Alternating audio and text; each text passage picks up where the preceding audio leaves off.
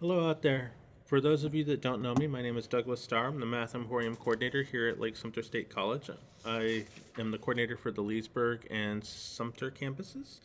Um, you're probably wondering why in the world is the Math Emporium guy giving you a guided tour of the solar system? Well, my background is actually in geology. I have a bachelor's degree from the University of South Florida, and my name is Starr, so this is the perfect field for me.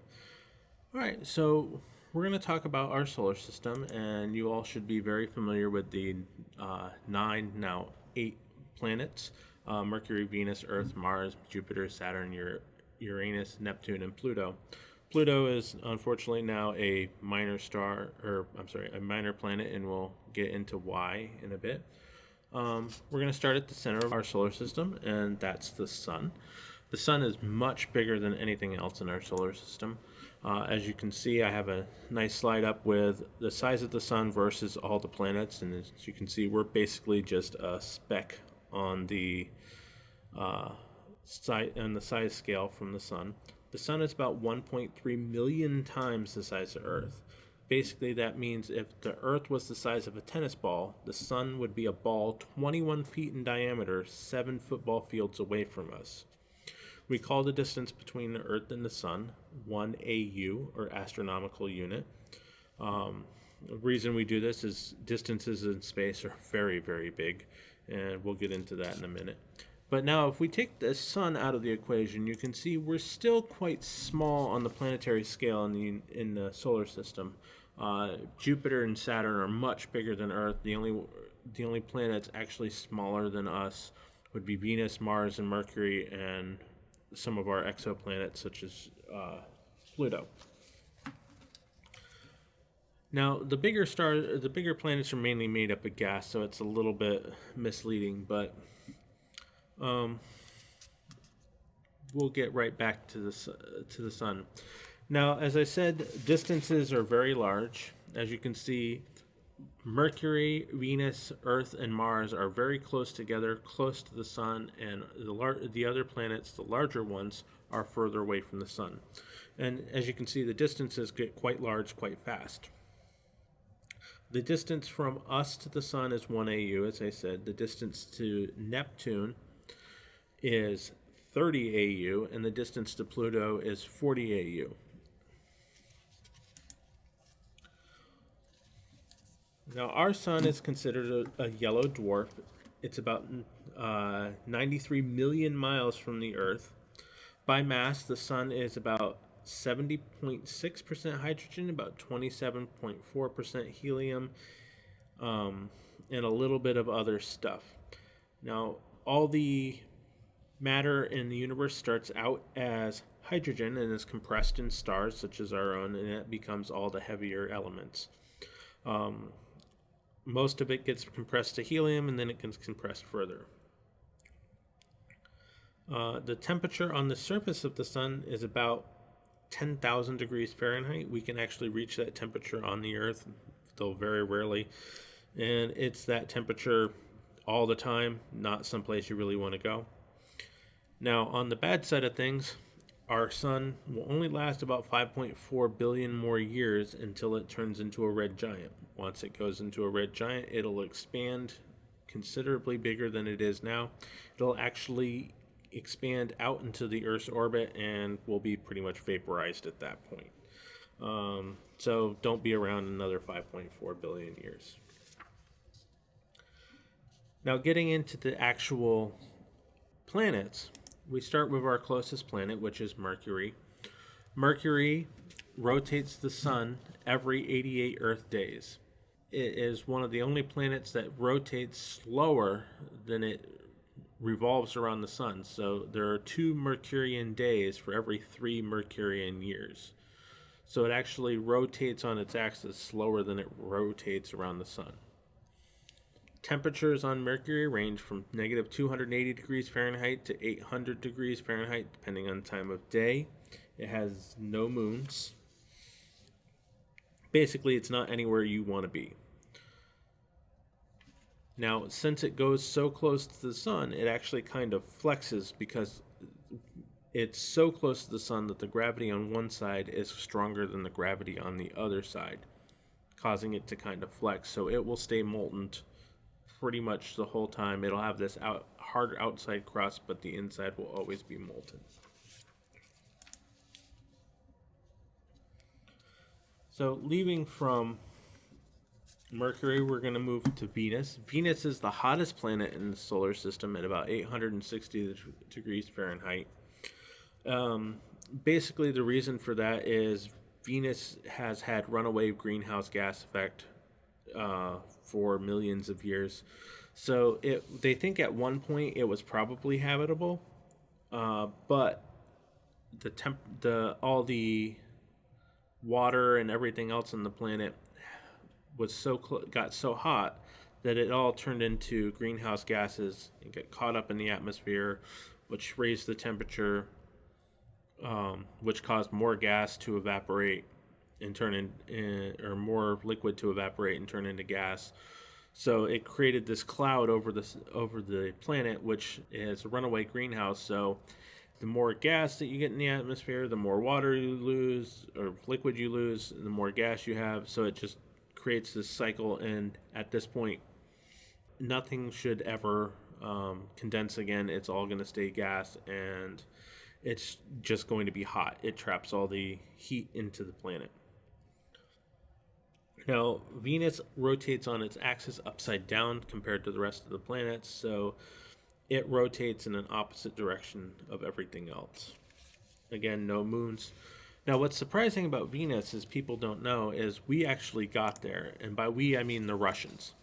So NASA was trying to land there, and they kept coming up with these designs for landers, which had balloons to try and help land it, or sometimes water to try and soften the blow when it hit the ground. The Russians took another approach. They basically just said, okay, cover the thing in heavy metal and smack it into the planet as hard as possible, and hopefully it survives. And it did. So we have pictures from the surface, a few. It was Venera 13 and 14, landed on Venus in about 1982. Venus is so hot, however, that the probe landed within 30 minutes of it landing, so all that's left now is just a big hunk of metal. But we did get a couple of nice photographs, so we have actually seen the surface of Venus through all the clouds. You all are familiar with Earth. I'm not going to go really into detail there. But speaking of our Earth, we have our moon, which is nearly as old as the Earth. While the Earth was still somewhat molten, we had a giant asteroid smack into the Earth and broke off a chunk, and that's where you get the Earth's moon. So since it was part of Earth, it has consistency very much similar to what Earth is made out of.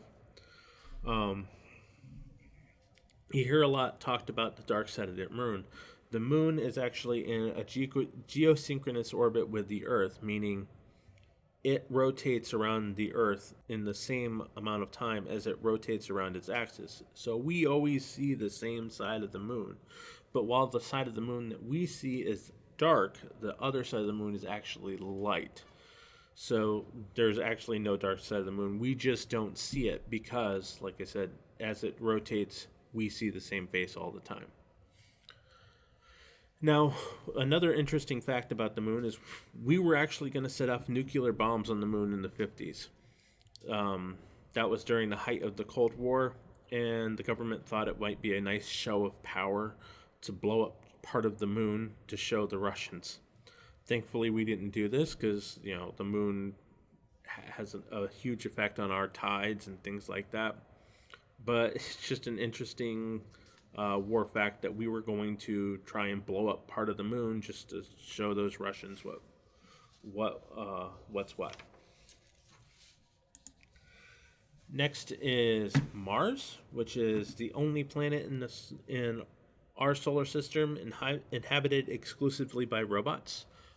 It is home to the tallest mountain in the solar system, which is Mount Olympus. It is a giant shield volcano on the side of Mars. And basically on Earth, when we have volcanoes, specifically shield volcanoes, it spews lava and then the plates move, so it shoots lava in one area for a amount of time, and then that plate moves, so it starts shooting lava somewhere else. In Mars, you don't have plate tectonics, so it shoots lava in the same place over and over and over again, creating this really tall mountain. So the Curiosity rover has actually found water on Mars.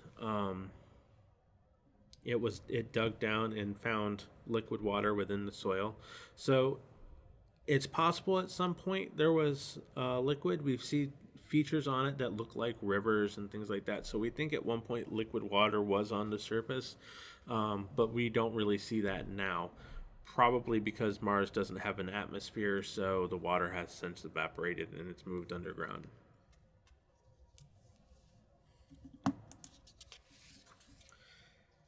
So the asteroid belt. A lot of you have seen Star Wars, so you know that asteroid belts are full of tightly packed asteroids, and navigating one is nearly impossible. That's actually not true. Asteroids are pretty far apart. People don't realize how big space is.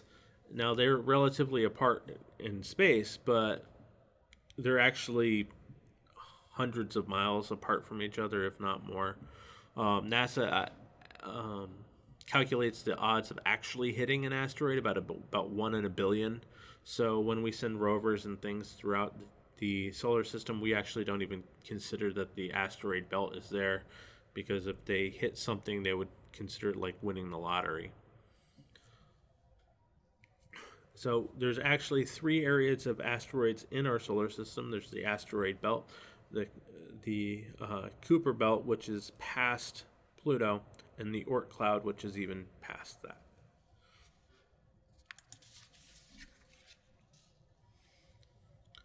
Jupiter is our largest planet. It's about 2.5 times the size of all the other planets combined. It's mostly made up of gas.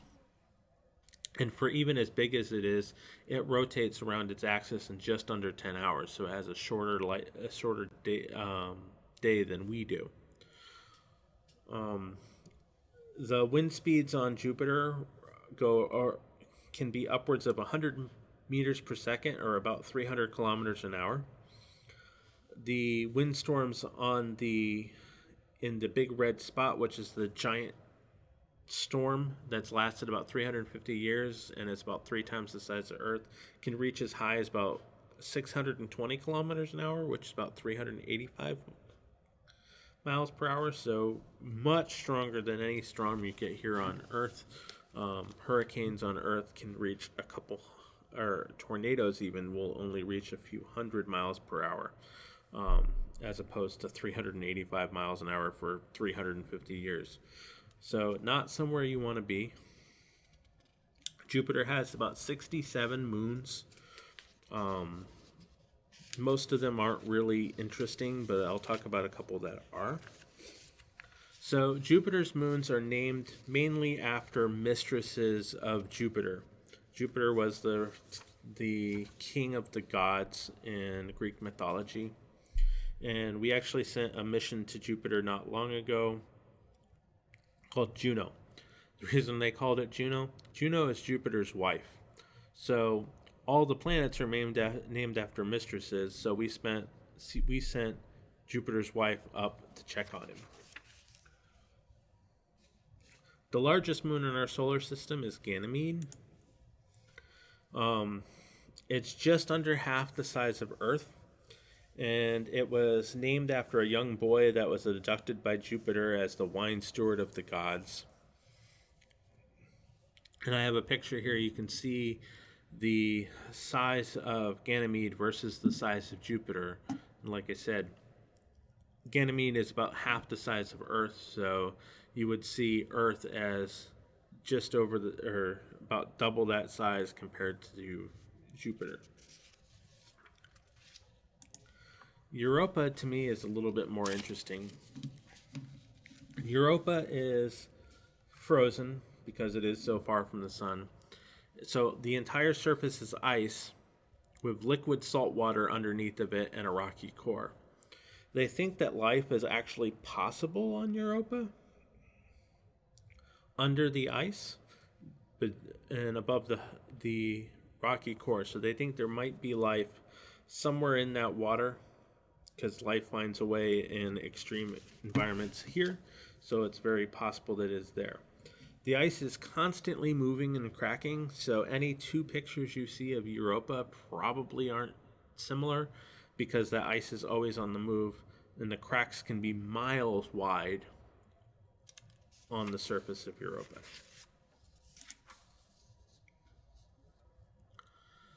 So Io was one of Jupiter's concubines that was turned into a cow to keep Juno from finding out about her.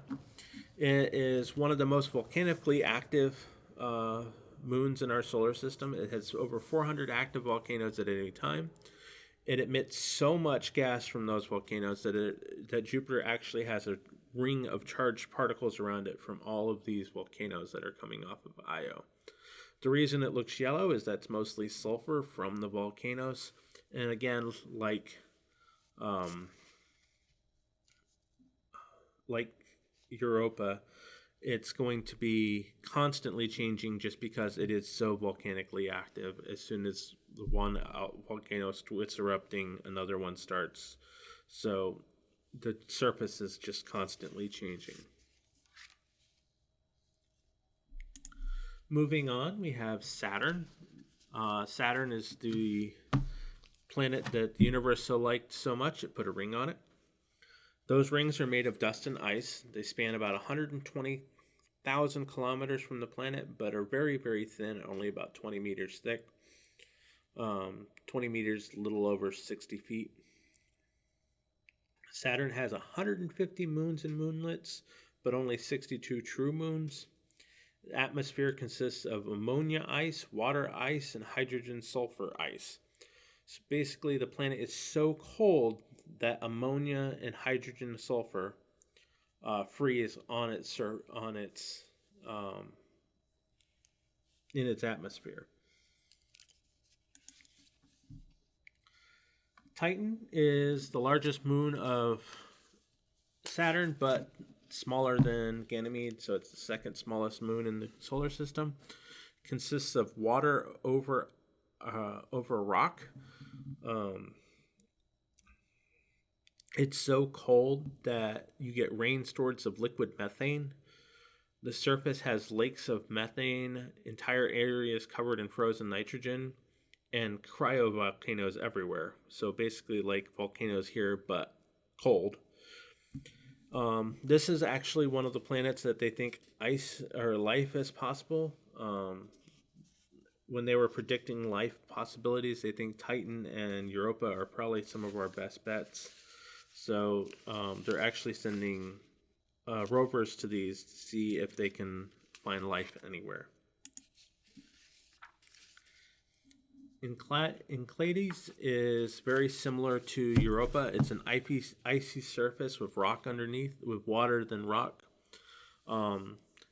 Enceladus, or however you pronounce it, is actually interesting because you get jets of water coming up when the ice crashes into each other, and this has been documented on camera. So I have one of the pictures that we have of one of the probes that we sent, shot back a picture of the water splashing up from the surface, and you see it loses some of its water.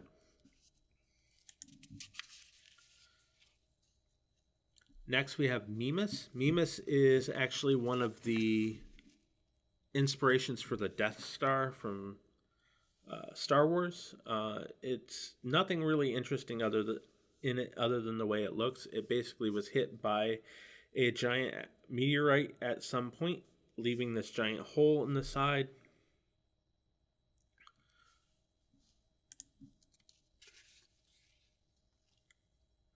So this is the one that most people can't get through without giggling.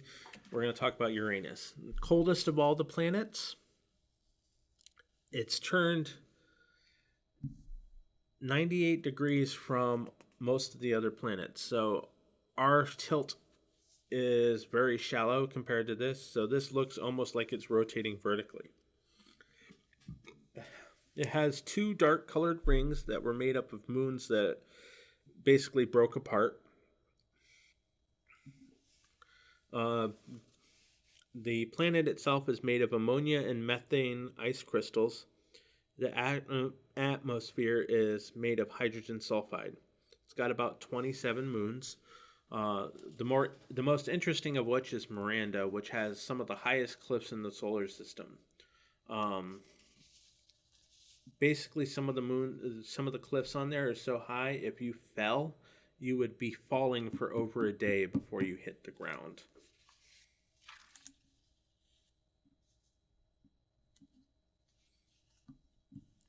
So we have Neptune. Neptune is made of water, ammonia, and methane, all frozen. Again, it's so far from the sun that nothing's really going to reach out there. This is about 30 AU, so it really doesn't really receive any light or heat from the sun. It has a few rings made of ice particles and dust. The atmosphere is very active with large stones containing winds up to 1,300 miles per hour, so even faster than the winds on Jupiter's big red spot. And Neptune has about 14 moons. Last, we have poor Pluto. Pluto lost its planet status in 2006. The reason is a planet is classified if it has a elliptical orbit from the sun, and its center of gravity has to be in the planet. Well, Pluto has a moon very much similar to it, so it actually kind of wobbles as it goes around the sun thanks to the gravity of its moon. It itself is smaller than the Earth's moon, so it's a very, very tiny. Now we refer to them as minor planets or exoplanets. And the orbit isn't really regular, so sometimes it's closer to the sun than Neptune. Sometimes it's further away from the sun than Neptune. But it has such a long year that it's many, many years here where it's closer to Neptune, and many, many years before it's outside of Neptune. We do have quite a few dwarf planets in our solar system. Pluto being the most famous, and then we have Aries, Ceres, Haumea, and Makemake. I'm probably pronouncing these terribly because I'm not good at names.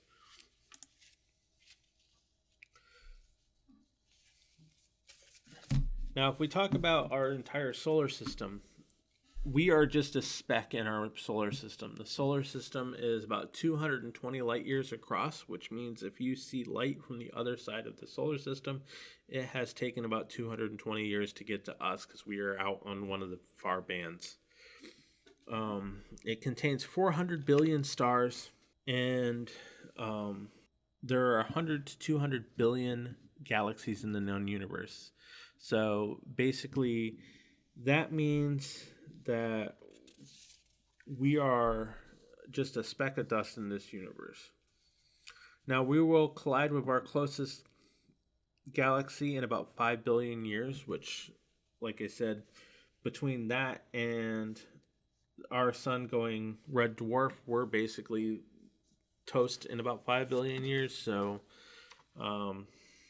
hopefully you're not around for that. Our solar system moves with an average velocity of about 450,000 miles per hour. It takes us 230 million years to make one complete orbit around our Milky Way. So a few interesting things I want to talk about outside of our solar system. So far we've confirmed over 1,600 exoplanets. We have 3,700 more that we haven't confirmed, but we've discovered. I originally made this presentation about a year ago, so it's probably changed since then. A couple interesting ones, and I'm not going to attempt these names because I'm just going to butcher them. There is a exoplanet made almost exclusively of diamond. We can tell because of the density of the planet. Another one that is Earth-like with boiling seas of molten rock, which is how we were a few billion years ago. There's Comet Lovejoy, which contains sugar and alcohol and releases about 500 bottles of wine worth of alcohol a second. We have one planet that is made of boiling ice.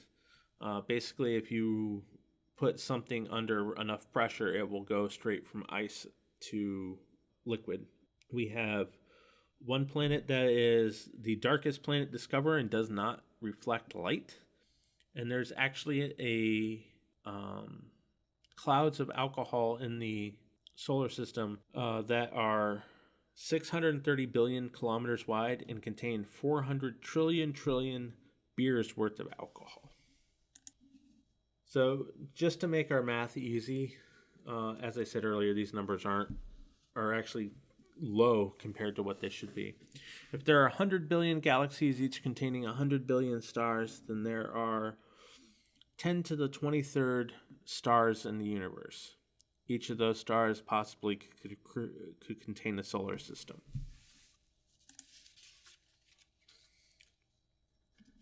So, and we have just been a speck in this timeline of our solar system. We estimate the Big Bang was about 14 billion years ago. Galaxies formed 12 to 13 billion years ago. Our solar system was formed about 4.8 billion years ago. The oldest rocks we found on Earth are about 3.5 billion years. Our oldest fossils are 3.3 to 3.4 billion years old. Our atmosphere is about 1 billion years old. And then we appeared in the last 100,000 years. So in the grand scheme of things, we are just a blink of an eye in the span of time. Now, the most important thing to remember with all of this, all the stars are out there. And yes, we're just an insignificant speck in the universe. But we need to enjoy it. And if nothing else from this presentation, I just hope you realize the stars are pretty. Go out and look at them and just think of how great this universe is. Thank you.